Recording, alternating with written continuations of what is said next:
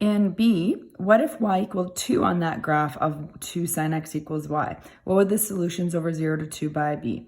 So in other words, we're going to solve for 2 sine x equals 2 as opposed to 2 sine x equals 0. So we would, to do this graphically, we would sketch both sides of the equation over the interval given and determine any points of intersection. So what I'm going to do is I'm going to graph y equals 2 sine x, which we did on the previous graph. So I'm going to use that picture again and we're going to flip back to that page. Then I'm going to graph y equals 2. So let's flip back to this page here. So we've already graphed this. Now for B, we're going to have to graph y equals 2. So that's the horizontal line at y equals 2. I'll label that y equals 2. And this is y equals 2 sine x, since we've got two graphs drawn on here now. So when we look at here, now it intersects at pi by 2. So when you sketch two graphs, you're looking at the x value of the point of intersection.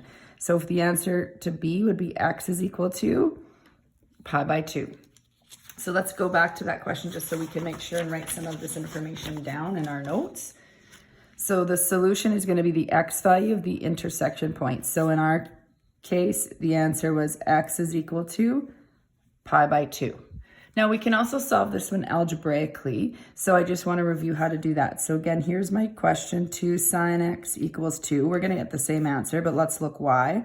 I'm going to divide that off. Sine x equals 1. So then we would look on the unit circle, which I've already got drawn for us here. We're going to look at the y value. So at what angle is the y value 1? That would be right here at the top. So x is equal to pi by 2. So you get the same answer, of course, if you solve it algebraically or graphically.